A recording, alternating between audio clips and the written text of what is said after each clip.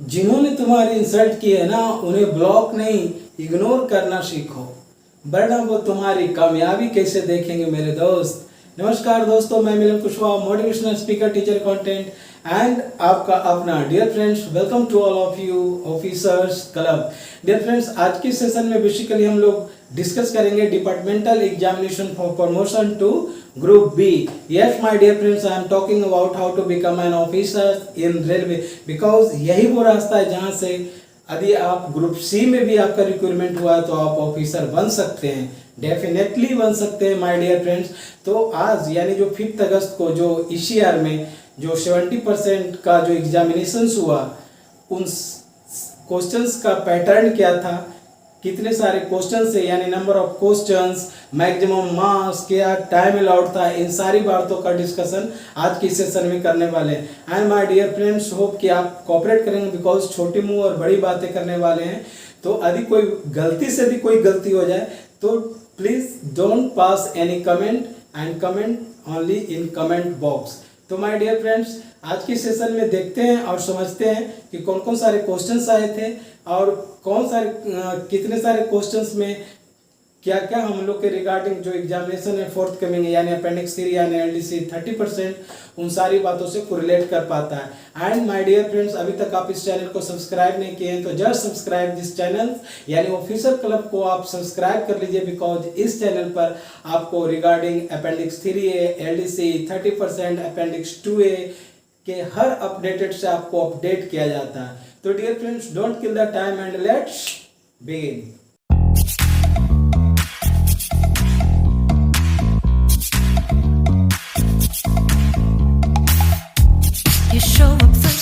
Dear friends, let's begin. एक question का जो फॉर्मेट है वो कुछ इस तरह से है। ऊपर आप देख रहे हैं कि पूर्व मध्य रेल लिखा हुआ है, east central railway, accounts department and विभागीय परीक्षा 70% 2020-22 हेतु, जो कि 5 अगस्त 2022 को एग्जामिनेशन हुआ। Departmental examination for promotion to group B 70% regular for 2020 to 2022 and held on and ये हेल्ड एग्ज़ाम कब हुआ है तो 5 अगस्त 2022 को, जिसमें कि निर्धारित जो समय था, टाइम अलाउड था, वो 3 आवर्स का था एंड नंबर ऑफ जो मैक्सिमम जो मार्क्स था वो 150 का था। यानी ये तो इस तरह से देख रहे हैं कि ये जो क्वेश्चन का जो फॉर्मेट है वो कुछ इस तरह से है कि 70% में जो एग्जामिनेशन जो होता है और उसके वेस्ट पर जो क्वेश्चन दिए जाते हैं, बेसिकली उसके 3 पार्ट्स होते हैं और उस 3 पार्ट्स में पार्ट 1, पार्ट 2 एंड पार्ट 3 में ये पेपर कंसिस्ट ऑफ 3 पार्ट्स में बटे होते हैं। जब और ऑल पार्ट्स आर कंपलसरी, यानी तीनों ही पार्ट को टच करना है, उसमें जितने सारे क्वेश्चन है एज पर इंस्ट्रक्शन सोल्व करना है। यहाँ पर लिखा हुआ है कि ऑल क्वेश्चन आर कंपलसरी, यानी आप जितने भी क्वेश्चन टच करते हैं, यानी जितने भी क्वेश्चंस है, ऑल क्वेश्चंस आर कंपलसरी। तो यहाँ पर देखते हैं कि भाग 1 और भाग 2 कितने कितने मार्क्स का है। तो बेसिकली यहाँ जो है भाग 1 यानी पार्ट 1 50 अंक का है, यानी 50 मार्क्स का है and all question are compulsory, सभी प्रश्न अनिवार्य हैं। यानी question number 1 and question number 2, यहाँ देखिए 15 में से केवल 10 का उत्तर देना है, यानी only 10 to be answered out of 15। And यहाँ पर देखते हैं क्वेश्चन नंबर 2, 15 में से केवल 10 का उत्तर देना है, यानी only 10 to be answered out of 15। उसी प्रकार से भाग 2 को देखते हैं, ये सेम, ये भी 50 अंक का है और इसमें भी ऑल क्वेश्चंस आर कंपलसरी। यहाँ पर question number 3 and question number 4, question number 3 में से 10 में से केवल 5 का उत्तर देना है, यानी only 5 to be answered out of 10। And question number 4 similarly 10 में से केवल 5 का उत्तर देना है, यानी only 5 to be answered out of 10। उसी प्रकार से देखते हैं हम लोग पार्ट 3 को देखते हैं और समझते हैं कि जो बेसिकली पार्ट 3 है इस क्वेश्चन का, उसमें वो 15 अंक का ए भी है, यानी 15 3 ज़ा 150, यानी टोटल जो मार्क्स है वो 150 मार्क्स का एक क्वेश्चन है, जिसके लिए 3 आवर्स का टाइम अलाउड था। ओके।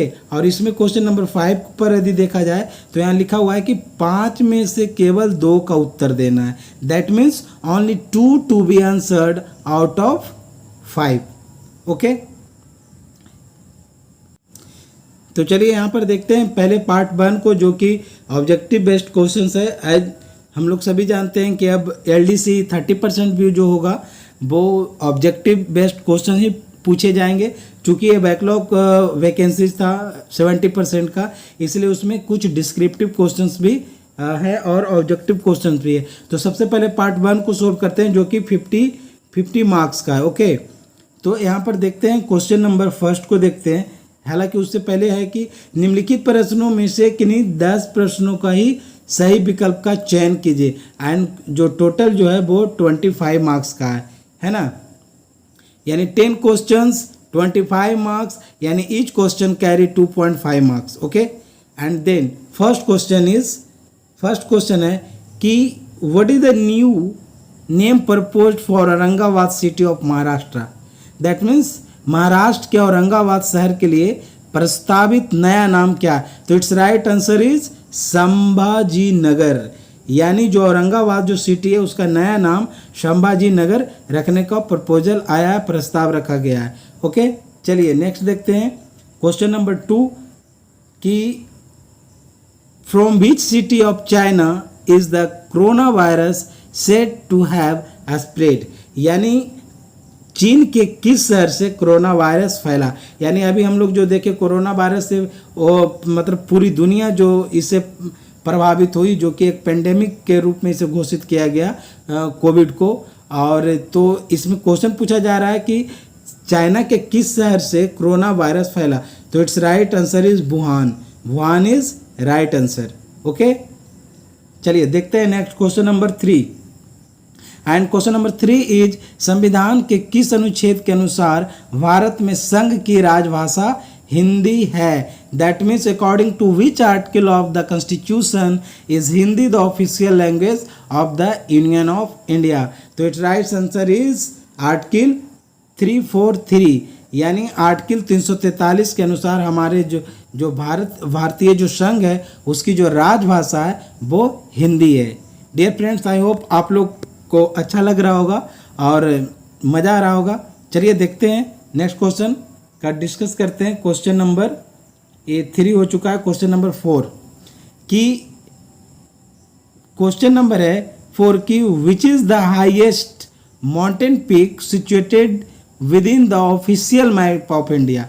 अब यहाँ पर देखिए एक टर्म जो आया है कि with in the official map of India, यानी भारत के आधिकारिक मानचित्र के अंदर स्थित सबसे ऊंची पर्वत चोटी कौन सी है।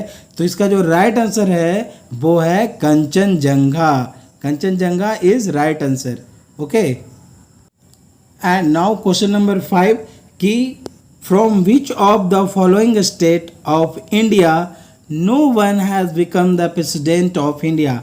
डियर फ्रेंड्स, क्वेश्चन का सेंस ये है कि आप लोग देख रहे हैं कि हिंदी और इंग्लिश दोनों में लिखा हुआ है, तो हिंदी में भी एक बार देखते हैं कि भारत के निम्नलिखित में किस राज्य से कोई भी भारत का राष्ट्रपति नहीं बना है। तो पहला ऑप्शन है असम। क्या असम से नहीं बना है? तो नहीं, असम से तो बने हैं। फखरुद्दीन अली अहमद जो थे वो असम से ही प्रेसिडेंट, असम के ही थे जो प्रेसिडेंट बने थे। और उसके बाद है आंध्र प्रदेश। तो नहीं, आंध्र प्रदेश भी नहीं होगा बिकॉज आंध्र प्रदेश से नीलम संजीव रेड्डी, ये भी नहीं हुआ। And second one is Tamil Nadu. तो तमिलनाडु से तो बहुत सारे हैं, कलाम साहब है, गिरी साहब हैं, आर के नारायणन हैं, तो बहुत सारे प्रेसिडेंट तमिलनाडु से हुआ। तो इस प्रकार से इसका जो राइट आंसर है वो है राजस्थान। राजस्थान से अभी तक कोई भी इंडियन प्रेसिडेंट नहीं हुए हैं, तो it's right answer is Rajasthan. Okay, चलिए नेक्स्ट देखते हैं question number 6। And question number 6 is कि on which sea does Ukraine have a coastal line. यानी यूक्रेन की तट रेखा किस समुद्र पर है। तो यूक्रेन जो है ना उसकी जो तट रेखा है वो बेसिकली बाल्टिक सागर पर, उसका जो तट रेखा है वो बाल्टिक सागर पर है। तो इसका जो राइट आंसर है वो है बाल्टिक सागर। Next question number 7। Dear friends, question fast थोड़ा कर रहे हैं बिकॉज इसके बाद का जो क्वेश्चन है वो काफ़ी मतलब डिस्कस वाले क्वेश्चन है, तो टाइम टेकन होगा, तो इसके लिए हम लोग इसे फटाफट जल्दी जल्दी कर लेते हैं। And question number 7 is Afghanistan के वर्तमान राष्ट्राध्यक्ष कौन है, यानी who is the current head of state of Afghanistan. तो it's right answer is Hibatullah Akhundzada. Right answer is Hibatullah Akhundzada. ये अभी जो है वो अफगानिस्तान के वर्तमान राष्ट्राध्यक्ष हैं। Okay, and question number 8 is भारतीय रेलवे के किस क्षेत्रीय रेलवे ने 2021-20 में सबसे अधिक टन भार की ढुलाई की है, यानी which general railway of Indian railways loaded the highest tonnage in 2021 to 2022। तो it's right answer is East Coast Railway, यानी पूर्व तटीय रेलवे ने जो 2021-22 का जो फाइनेंशियल जो ईयर है उसमें सबसे अधिक टन भार की ढुलाई की है। तो it's right answer is East Coast Railway. चलिए नेक्स्ट देखते हैं। हालांकि क्वेश्चंस जो है वो है कि हमें पार्ट 1 में 15 में से केवल 10 का ही उत्तर देना है, बट हम लोग 15 का 15 करेंगे बिकॉज जितना हम लोग कर लेंगे तो उतना बेटर है, कुछ ज़्यादा नॉलेज हम लोग को एक्वायर हो जाएगा। तो क्वेश्चन नंबर 9 देखते हैं कि विश्व का सबसे बड़ा रेलवे नेटवर्क किस देश में है, यानी which country has the world largest network of railways. तो it right answer is United State of America, because United State of America जो लार्जेस्ट नेटवर्क है पूरे वर्ल्ड का, तो उसका जो नेटवर्क है वो 2,50,000 किलोमीटर है ना, 2,50,000 kilometre. So United State of America is the world largest network of railway, यानी यूनाइटेड स्टेट ऑफ अमेरिका के पास पूरी दुनिया में सबसे ज़्यादा रेल का नेटवर्क है। Okay, and question number 10 is कि up to which city is Ganga navigable from the sea, यानी गंगा समुद्र से किस शहर तक नौवाहन योग है। तो ये जो it's right answer is Prayagraj. It right answer is Prayagraj, जिसको कि नेशनल वाटरवे के नाम से भी जाना जाता है, जो कि हल्दिया टू प्रयागराज है। प्रयागराज जो कि पहले इलाहाबाद के नाम से जाना जाता था, जो अभी प्रयागराज बन गया है। तो ये जो है नेशनल वाटरवे के रूप में भी जाना जाता है, जो कि हल्दिया टू प्रयागराज तक फैला है। तो हमारा जो राइट आंसर है वो है ऑप्शन ए, प्रयागराज। ओके, चलिए देखते हैं next question number 11 and 11 is कि which political collision is in the government in Maharashtra. अभी चूंकि लेटेस्ट क्वेश्चन है, महाराष्ट्र में किस राजनीतिक गठबंधन की सरकार है। तो अभी जो लेटेस्ट में जो गठबंधन की जो सरकार बनी है महाराष्ट्र में, वो बनी है MVA की, यानी महाराष्ट्र जहाँ के जो अभी CM है वो एकनाथ शिंदे बने हैं and deputy CM Devendra Fadnavis बने हैं, है ना। तो हमारा जो राइट आंसर जो हो जाएगा महाराष्ट्र विकास अघाड़ी, यानी MVA के रूप में भी जिसे जाना जाता है। तो it's right answer is she. Okay, and next question number 12 and 12 number is भारतीय नौसेना के लिए विमान वाहक पोत का नाम क्या है, यानी what is the name of the new aircraft carrier of Indian navy. तो it right answer is INS Vikrant.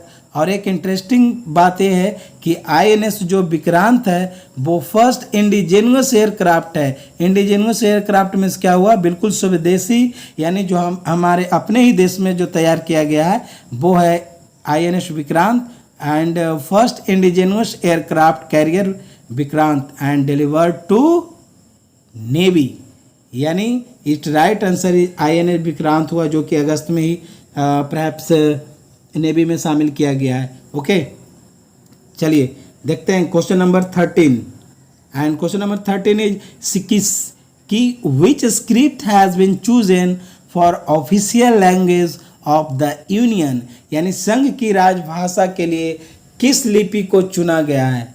संघ की राजभाषा के लिए किस लिपि को चुना गया है। तो as we all know that article 343 के अनुसार हमारी जो ऑफिशियल लैंग्वेज होगा वो हिंदी होगा एंड स्क्रिप्ट जो होगी वो देवनागरी होगी। ओके, तो it's right answer is Devanagari, option B. चलिए नेक्स्ट क्वेश्चन, क्वेश्चन नंबर 14 कि on which date is the union budget presented in parliament every year, यानी संसद में प्रत्येक वर्ष केंद्रीय बजट किस तिथि को पेश किया जाता है। तो ये जो इसका राइट आंसर है वो है फरवरी 1, यानी 1 फरवरी को, है ना, क्योंकि until 2016 it was presented on the last day of February. However, from 2017 the budget has been presented, जो कि प्रेजेंटेड किया जाता है ऑन फरवरी 1 एवरी ईयर, यानी 2016 तक इसे फरवरी के लास्ट डे में प्रेजेंट किया जाता था, but from 2017 the budget has been presented on February 1 every year. तो it right answer is February 1। Okay, चलिए देखते हैं नेक्स्ट क्वेश्चन की ओर बढ़ते हैं आगे।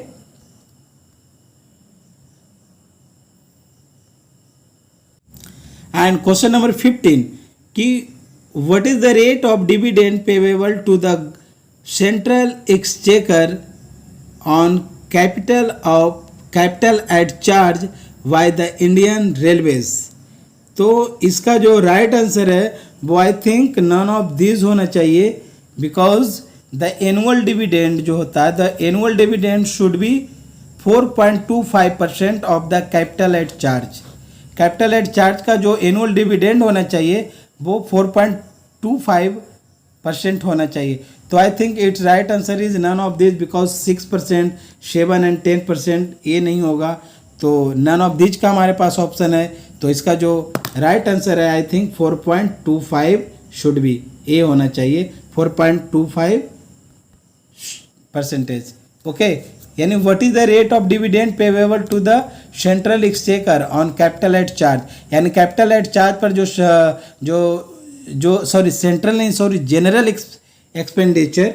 जनरल एक्सपेंडिचर पर जो चार्ज भारित होता है तो वो कितना होना चाहिए, तो वो एक्चुअली में होना चाहिए 4.25, है ना। जनरल एक्सचेकर, सॉरी थोड़ा प्रिंट जो है वो स्पष्ट दिख नहीं रहा है, बट ये जो है क्वेश्चन है एक बार फिर से पढ़ देते हैं कि what is the rate of dividend payable to the general exchequer on capital at charge by the Indian railways, है ना। तो यानी इंडियन रेलवेज के द्वारा जो जनरल एक्सचेकर है, जो कैपिटल एट चार्ज पर जो होगा वो कितने परसेंटेज का पेवेबल होना चाहिए, तो उसका रेट क्या होना चाहिए, तो rate I think should be 4.25। Okay, तो right answer is none of this.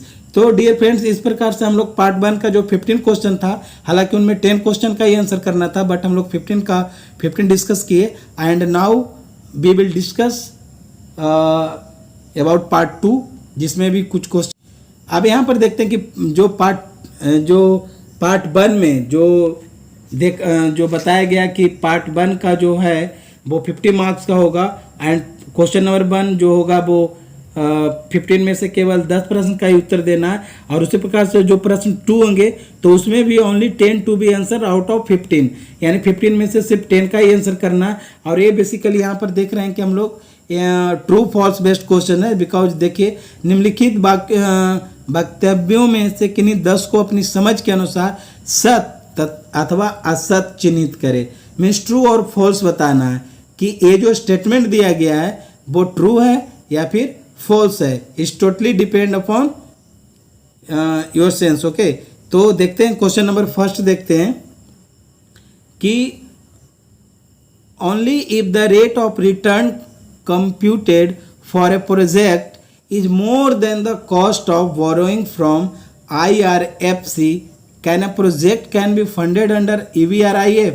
Dear friend, देखिए यहाँ पर IRFC आया है, EBRIF आया है, तो सबसे पहले इसका एब्रीविएशन हम लोग क्लियर करते हैं कि EBRIF क्या होता है।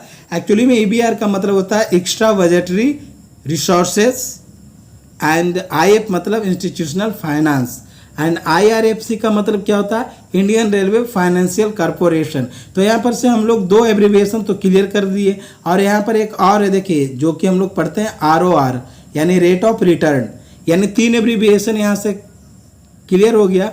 हालांकि इस क्वेश्चन का आंसर मुझे पूर्णतः मालूम नहीं है, क्योंकि ये जो लाइन है मोर than the cost of borrowing from IRFC, ये मुझे थोड़ा परेशान कर रहा है, क्योंकि इस वजह से मुझे पता नहीं इसका राइट आंसर, क्योंकि EBRIF के द्वारा जो फंडिंग जो होना चाहिए एक्सेप्टेबल, वो है कि project should have ROR of at least 14%, subsequently revised 12% and now 10%, then project can be funded through EBRIF.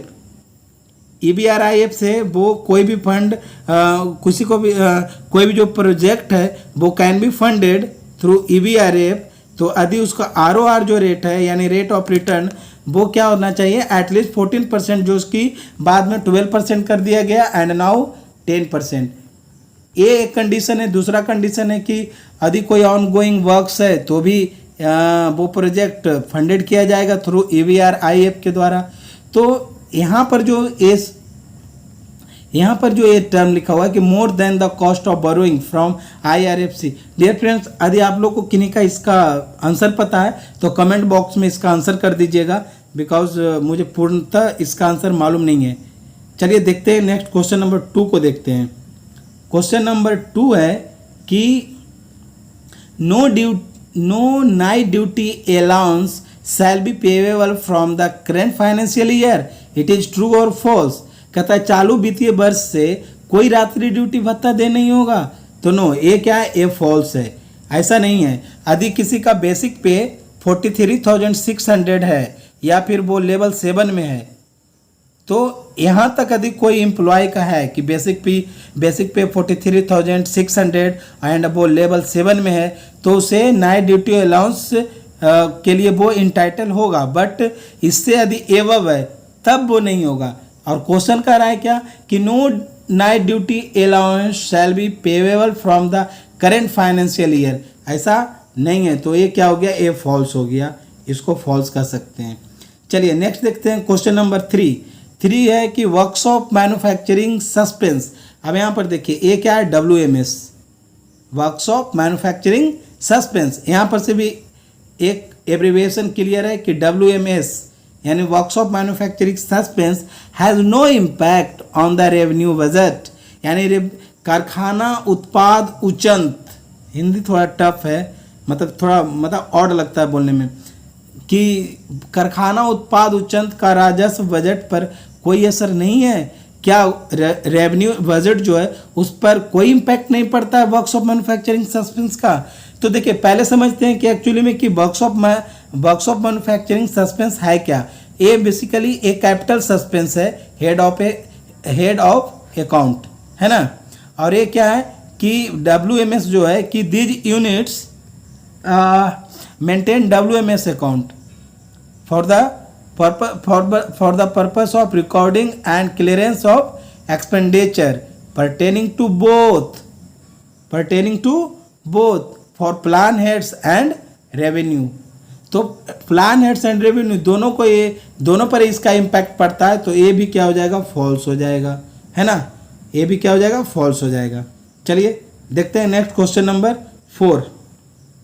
And question number 4 is कि children education allowance is admissible for any 2 children unless the second children is of twins, it is true or false?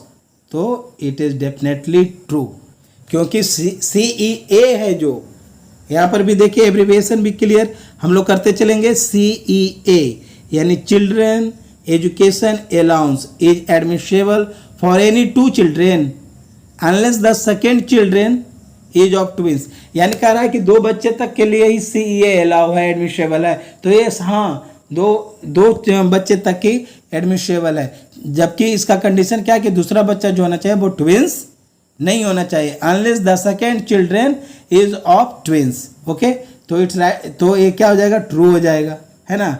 बाल शिक्षा भत्ता केवल 2 बच्चों के लिए स्वीकार है जब तक कि दूसरा जन्म जुड़वा बच्चा का ना हो, तो ट्रू है।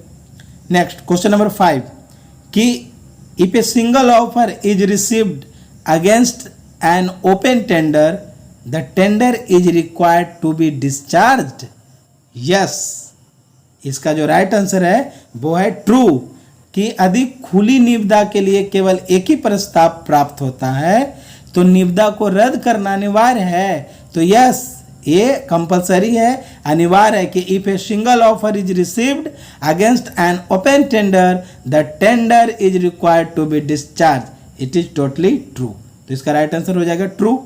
चलिए नेक्स्ट देखते हैं क्वेश्चन नंबर 6।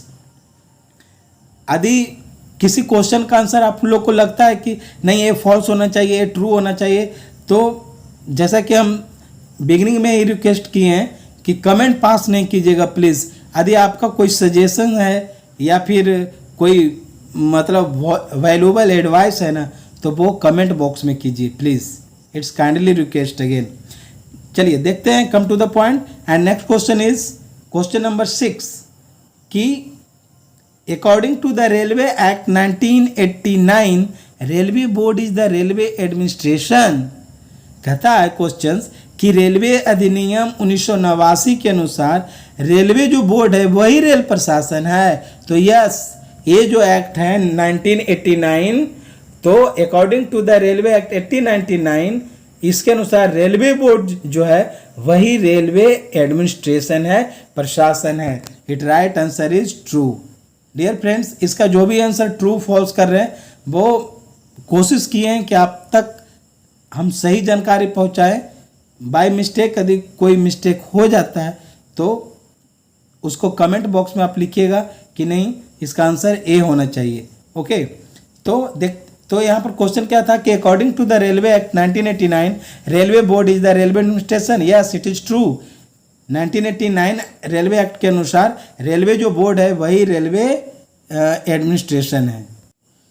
चलिए देखते हैं क्वेश्चन नंबर 7 कि no work charge post can be created on Indian railways without the approval of minister of railways.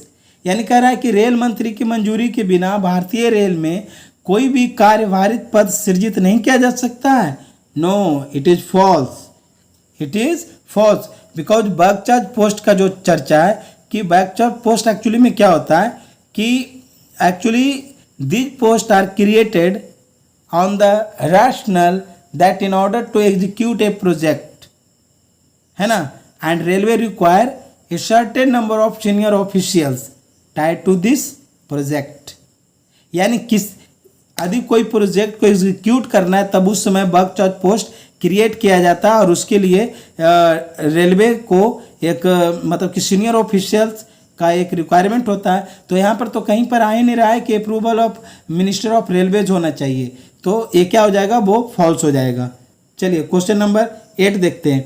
Question number 8 है कि general manager has to obtain final opinion to the railway board in case he does not agree with the advice of the FNCO। कहता है general manager को क्या मतलब कि अंतिम रूप से रेलवे बोर्ड से ओपिनियन लेने की आवश्यकता होती है जब FNCO से एडवाइस मतलब दोनों का कंसेंट नहीं मिल रहा होता है। तो क्या जनरल मैनेजर जो फाइनल ओपिनियन होंगे वो रेलवे बोर्ड से ओपिनियन को ऑब्टेन करेंगे? इट इज़ ट्रू और फॉल्स? तो इट इज़ डेफिनेटली ट्रू, है ना। ये क्या है, ट्रू है, क्योंकि in the event of a difference of opinion between the GM and FNCO the matter should be referred to railway board orders, है ना। यही तो हम लोग जानते हैं कि यदि GM एंड FNCO के बीच में यदि किसी भी टॉपिक पर या इन the event of any types of difference of opinion between the GM and FNCO, then matter should be referred to railway board orders। तो it right answer is true, ये true हो जाएगा। चलिए देखते हैं question number 9। And question number 9 is कि national holiday allowance is payable for duty on all gazetted holidays.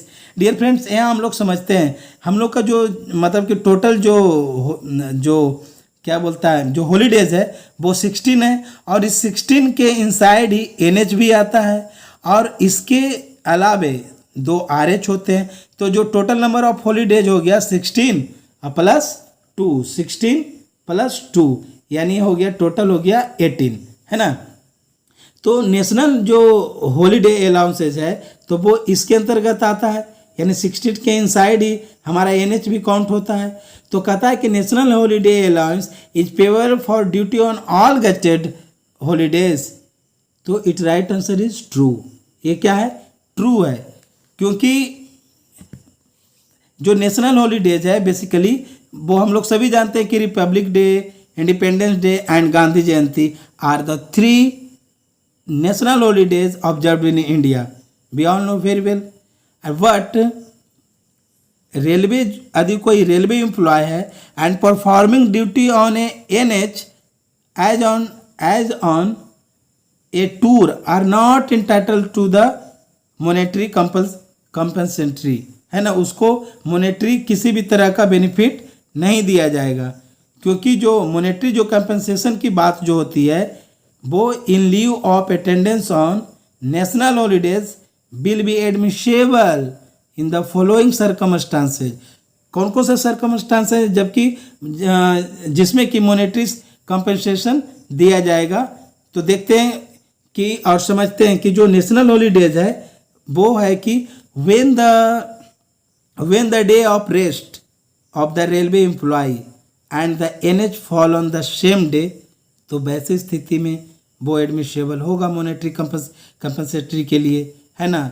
दूसरा point क्या हम कह सकते हैं कि जैसे रनिंग स्टाफ में कि when the running staff are on waiting for duty और on light duties on a NH and who are after compulsion of rest including periodic rest on NH are waiting to be booked on that day। क्योंकि जैसे देखिए हम लोग जब guard का जब duty कर रहे थे ना, तो इस समय एक कंडीशन हम लोग पर अप्लाई होता था कि NH उस समय आ गया और हम लोग वेटिंग फॉर ड्यूटी हैं, तो उस समय भी हम लोग को काउंट किया जाता था NH। और एक कंडीशन क्या हो सकता है कि when the relieving staff travel as passenger on a NH from their headquarter station to take up duty at another station, और क्या कर सकते हैं कि और to their headquarter after performing duties at out station. तो इस कंडीशन में भी मोनेटरी जो कंपनसेशन होगा वो उसके लिए एडमिसेबल होगा। फिर RPF केस में भी कह सकते हैं कि जो RPF स्टाफ जो होते हैं also admissible to monetary compensatory, है ना। तो नेशनल हॉलीडे अलाउंसेज जो होगा वो पेएबल होगा for duty on all gazetted holidays, यानी राष्ट्रीय अवकाश भत्ता सभी राजपत्रित अवकाशों पर ड्यूटी के लिए दे है, तो yes it is payable for duty on all gazetted holidays. ठीक है डियर फ्रेंड्स, होप कि आपको मैटर समझ में आया होगा, कॉन्सेप्ट क्लियर हुआ होगा। चलिए देखते हैं next question number 10। And question number 10 है, कहता है gauge conversion has ended on Indian railways. अब देखिए यहाँ पर जो टर्म है गेज कन्वर्जन, अब गेज कन्वर्जन क्या होता है ना, पहले इस चीज़ को समझते हैं कि एक्चुअली में गेज कन्वर्जन है क्या। तो गेज जो है ना कि the distance between the two inner faces of the railway track is called gauge. Railway track जो हम लोग देखते हैं तो उसका जो दोनों तरफ का जो इनर फेस का जो डिफरेंस होता है एक्चुअली में उसी को गेज कहा जाता है, जो रेलवे ट्रैक का इनर फेस का जो डिफरेंस होता है। तो ये तो हमारा गेज हो गया। अब क्वेश्चन कर रहा है कि क्या gauge conversion has ended on Indian railways, तो इसका जो आंसर है वो होगा फॉल्स। क्यों फॉल्स होगा? क्योंकि अभी हम लोग देखें कि जो हमारा जो WR है western railway during the financial year 2022 to 2021 completed 302 kilometre of gauge conversion work अभी हाल ही में। तो ये तो गलत हो गया ना कि गेज कन्वर्जन क्या इंडियन रेलवे से ख़त्म कर दिया गया है? नहीं, ये ख़त्म नहीं किया गया है ना। इसको एक्चुअली में क्या किया गया है ना कि यूनिगेज पॉलिसी जो है इंडियन रेलवेज में, एक्चुअली में यूनिगेज जो पॉलिसी है it will also improve connectivity from one city to another and provide कह सकते हैं कि प्रोवाइड अल्टरनेट रूट कह सकते हैं कि यूनिगेज पॉलिसी के अंतर्गत इसको लाया गया है। बिकॉज थ्रू यूनिगेज पॉलिसी जो अल्टरनेट रूट्स है will be available for free movement of traffic and there will be less pressure on the existing busy network.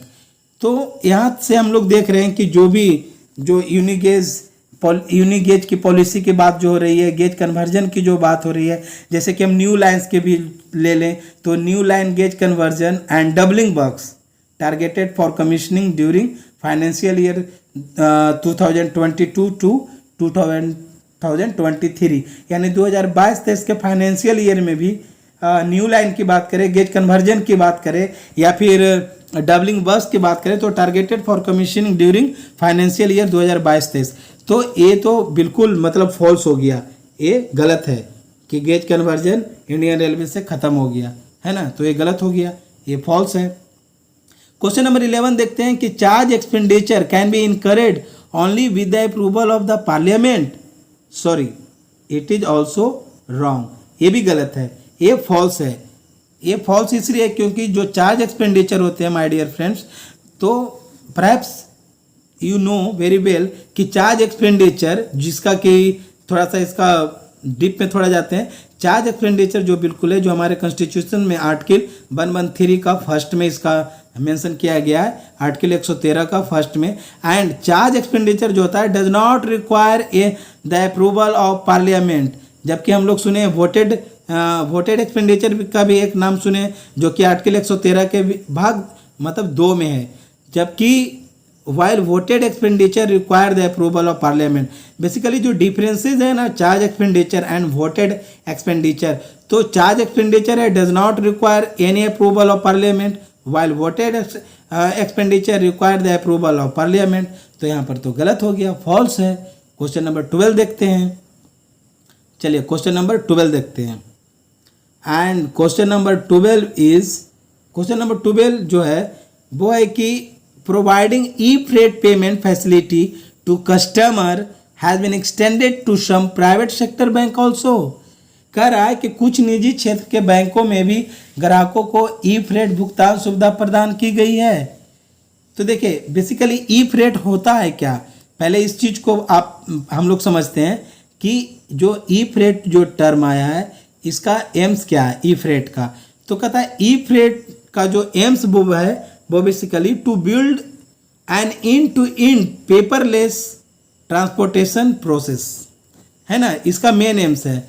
And this facility allows online debit to customers account and credit to concerned zonal railway headquarter account, यानी खुद से खुद जो customer का जो account होगा उससे debit हो जाएगा और क्रेडिट कहाँ हो जाएगा, जो कंसर्न जो जोनल रेलवे जो हेडक्वार्टर होगा उसमें क्रेडिट हो जाएगा, है ना। तो ई फ्रेट का जहाँ तक फैसिलिटी की बात है तो मतलब कि अर्लियर कह सकते हैं कि SBI was only bank authorized by railway to carry on this business. रेलवे के द्वारा सिर्फ पहले SBI ही ऑथराइज था ई फ्रेट की सुविधा देने के लिए, but now some private sector banks has also been authorized for this business by the ministry of railway finance, railway board and RBI कह सकते हैं। सच एज आपको बहुत सारे अभी बैंक हो गए जैसे HDFC है, ICICI, एक्सिस है, बहुत सारे बैंक्स हैं जो कि अब प्राइवेट सेक्टर वाले भी बैंक भी ई फ्रेट की सुविधा दे रही है। तो ये ट्रू है या फॉल्स है, तो ट्रू है ना, ट्रू है कि कुछ निजी क्षेत्र के बैंकों में भी ग्राहकों को ई फ्रेट भुगतान सुविधा प्रदान की गई, सही है, ट्रू है। चलिए नेक्स्ट क्वेश्चन नंबर 13 देखते हैं। क्वेश्चन नंबर 13 देखते हैं कि maximum tonnage of all commodities carried by Indian railways is of iron ore. कहता है कि भारतीय रेल द्वारा ढोने जाने वाली जितनी भी वस्तुएं हैं उसमें अधिकतम जो टन भार है वो लॉस का है, आयरन ओर का है। फॉल्स, बिल्कुल गलत। इसका जो आंसर है बिल्कुल गलत है, क्योंकि जो मैक्सिमम टनेज है ना वो maximum tonnage of all commodities carried by Indian railway is fertilisers as a मतलब share of total production plus imports पर imports as per financial year 2021, यानी फाइनेंशियल ईयर 2021 की बात करें तो चाहे प्रोडक्शन की बात हो या फिर इंपोर्ट्स की बात हो सॉरी, तो प्रोडक्शन की बात हो या फिर इंपोर्ट्स की बात हो, दोनों ही स्थिति में जो फर्टिलाइजर्स है वो एक ऐसा कमोडिटीज है जो कि सबसे ज़्यादा उसका जो टनेज है उसका इंडियन रेलवे के द्वारा फाइनेंशियल ईयर 2021 के अंतर्गत किया गया है ना। तो ये क्या हो जाएगा, फॉल्स होगा, आयरन और नहीं होगा, आयरन और सेकेंड स्थान पर है, फर्स्ट स्थान पर तो फर्टिलाइजर्स है, तो ये क्या हो गया, फॉल्स हो गया। चलिए क्वेश्चन नंबर 14 और 14 देखते हैं। 14 कहता है कि as per official language policy of government of India replies to letters from B category states are to be in Hindi only. अब देखिए, as per official language policy of government of India, यानी government of India Bharat सरकार की जो राजभाषा नीति है ना, यानी राजभाषा नीति है, यानी हम कह सकते हैं कि as per official language policy 1976, basically यही मतलब कि मेन है 1976, इसी को अमेंडमेंट करके आगे फिर बढ़ाया गया। तो जो ऑफिशियल लैंग्वेज है ना, तो वो जो पॉलिसी बनाई गई है वो बेसिकली 3 पार्ट्स में इसको डिवाइड किया गया, group A, group B and group C, ये 3 पार्ट में इसको डिवाइड किया गया। जैसे ग्रुप बी में हमारा बिहार, यूपी ये सब आता है, बी में महाराष्ट्र, गुजरात, पंजाब ये सब आता है, फिर सी में कुछ यूनियन टेरिटरीज है, ये सब आता है। तो क्वेश्चन कह रहा है ना कि जो ग्रुप बी कैटेगरी के जो स्टेट है तो उसमें जो रिप्लाइज टू लेटर्स, लेटर को जो रिप्लाई करेंगे ग्रुप या कैटेगरी बी के जो स्टेट हैं वो करेंगे, तो वो क्या ओनली हिंदी में करेंगे, इट इज़ ट्रू और फॉल्स। तो देखिए ये फॉल्स है, ऐसा नहीं है कि सिर्फ हिंदी में करेंगे। इस चीज़ को मतलब कि हम लोग समझते हैं कि मतलब कि कोई भी स्टेट हो या यूनियन टेरिटरी हो इन रीजन बी और to any office not being a central government office, central government office नहीं होना चाहिए, इन सच स्टेट और union territories shall ordinarily be communicated in Hindi and if any communication is issued to any of them in English, it means इसका मतलब क्या हुआ कि it may be either in Hindi or English with a translation in other language, यानी दोनों ही language चलेगा, हिंदी भी चलेगा और इंग्लिश भी चलेगा। ऐसा नहीं है कि ग्रुप बी कैटेगरी के जो स्टेट है वो लेटर्स का रिप्लाई सिर्फ हिंदी में करेंगे, तो ये क्या हो गया, फॉल्स हो गया, ये फॉल्स है। ओके, एंड क्वेश्चन नंबर 15 देखते हैं कि as per official language policy of government of India only 50% of the work of central government offices in A category state is to be in Hindi. कह रहा है डियर फ्रेंड्स कि भारत सरकार की राजभाषा नीति के अनुसार क क्षेत्र के राज्यों में केंद्र सरकार के कार्यालयों का केवल 50% काम हिंदी में होना है। ऐसा तो नहीं है कि 50% हिंदी में करेंगे और 50% इंग्लिश में करेंगे, ऐसा तो है नहीं।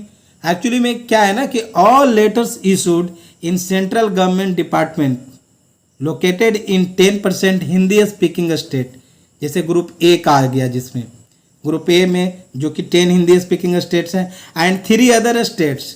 3 अदर स्टेट में आप कह सकते हैं कि जैसे कि महाराष्ट्र, गुजरात, पंजाब, है ना, ये सब क्या शुड बी 100% इन हिंदी।